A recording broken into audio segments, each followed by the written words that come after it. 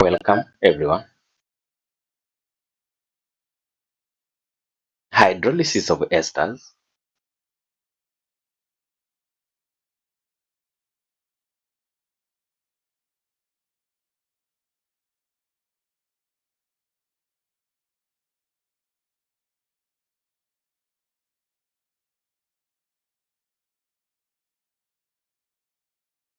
Can take place in different environments.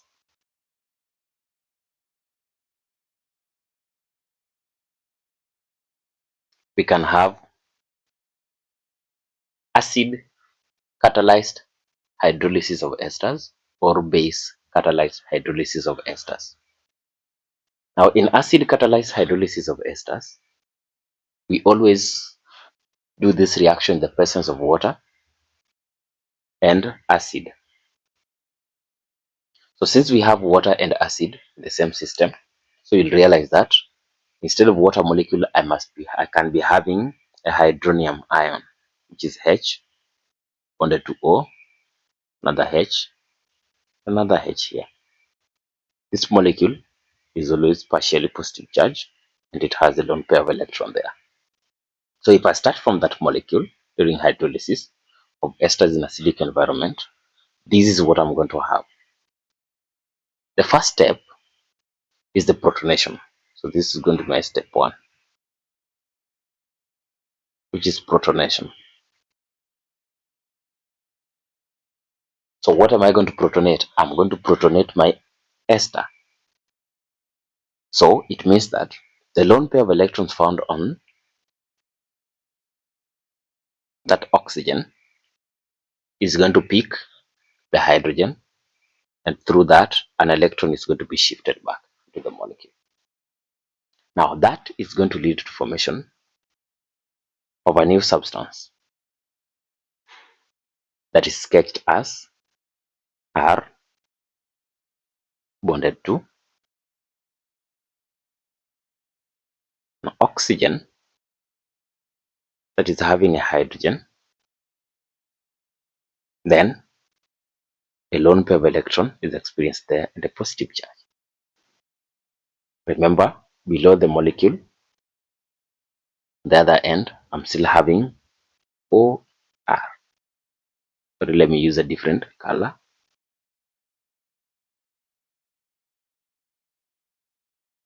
I'm still having my OR, the lone pair of electron there and another one there. So the first stage of protonation has occurred, and we're now moving to the second stage, or the second step. The second step now is now our step 2. Step 2 is the nucleophilic addition.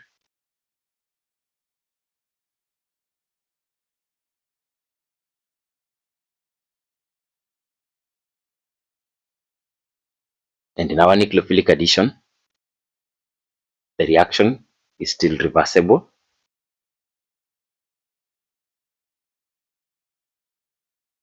Now, water molecules found within the system are going to help us to undergo through this nucleophilic addition, in which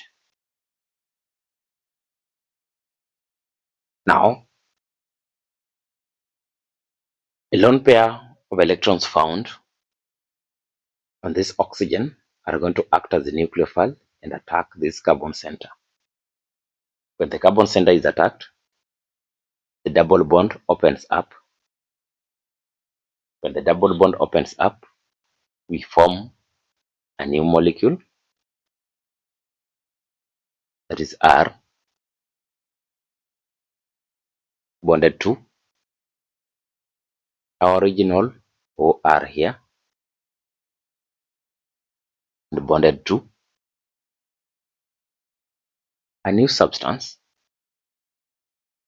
that is water. So I'm going to have O, H, a H, and remember it is partially positive. Then on this further end, I'm going to have my O, H. a lone pair of electron there, and a lone pair of electron there. Now, in my step 3, step 3 is still reversible.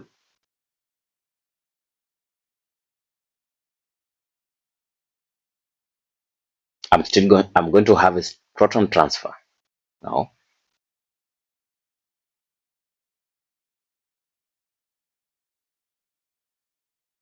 step 3,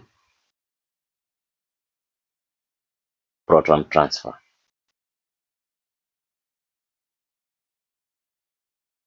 And how is proton transfer going to occur?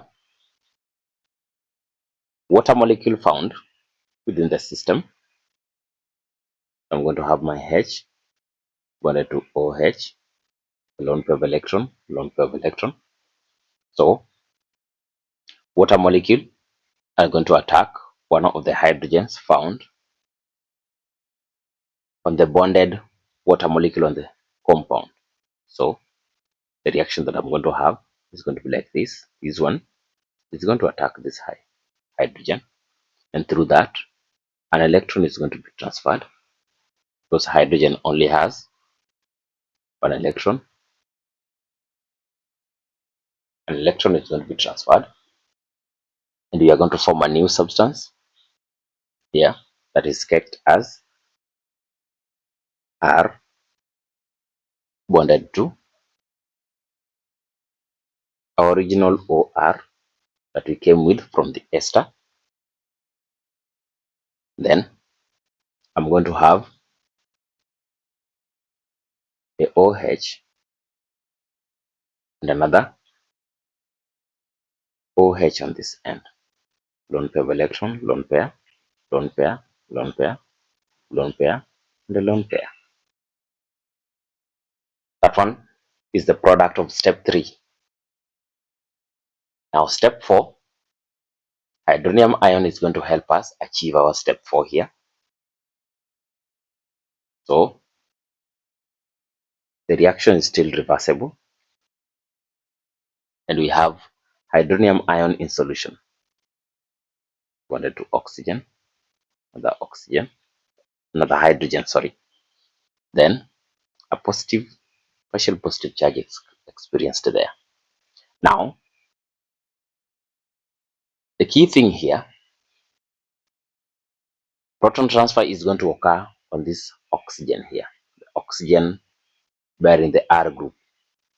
So a lone pair is going to attack this hydrogen,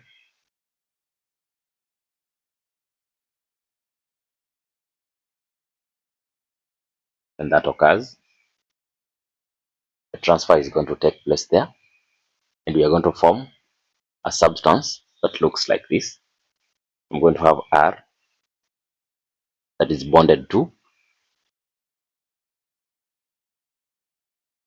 sorry, let me use a different color for us to have clarity on whatever thing we are forming here. I'm going to have OH R because we picked a hydrogen, the partial positive charge.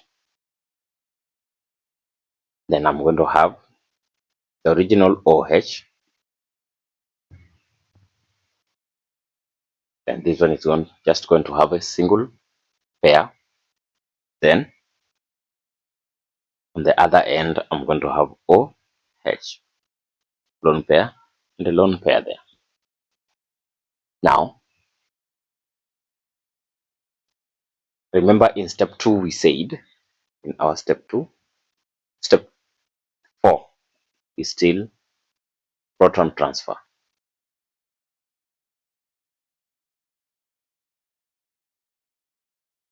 Now, I've formed a new substance, and now comparing the products formed.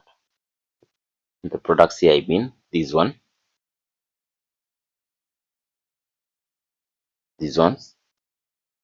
every substance that is bonded to the carbon center, you'll realize that OHR is a better leaving group because of the positivity. In our next step, which is going to be our step 5, we need to eliminate OHR.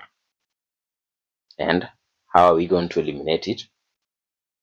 The elimination is going to happen in a simple way. So what is going to happen? One of the lone pair of electrons found on oxygen is going to be transferred to that carbon. Then after that, this one is going to be expelled out.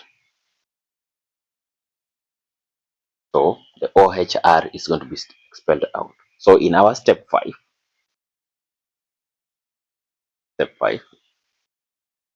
then we say it is elimination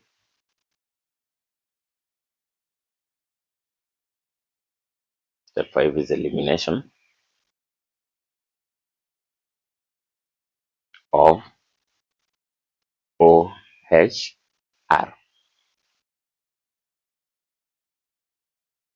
which is just an alcohol. You can even call it alcohol, elimination of alcohol. So if that one happens, what are we going to form? We are going to form a new substance,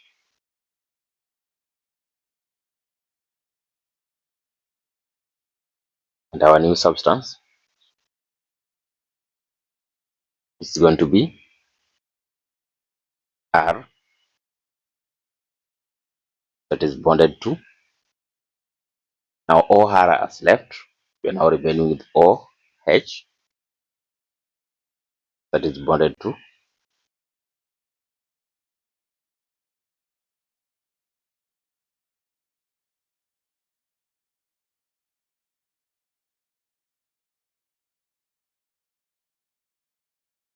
Now that's a product we are having. Remember, I'm having a double bond there.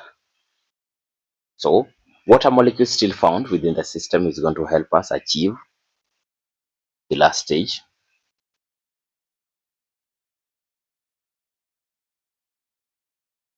when the lone pair found on oxygen in water is going to pick this hydrogen, and an electron is going to be transferred to the substance to neutralize it. So at the end of the day, what we are going to form is a substance that looks like this: R, that is bonded to OH, double bond O. So what have we formed? Hydrolysis of esters yields carboxylic acid.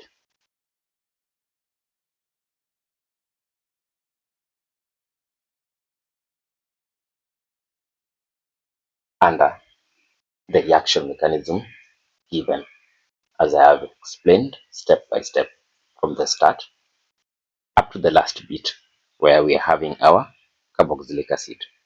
Thank you very much. Have a wonderful time.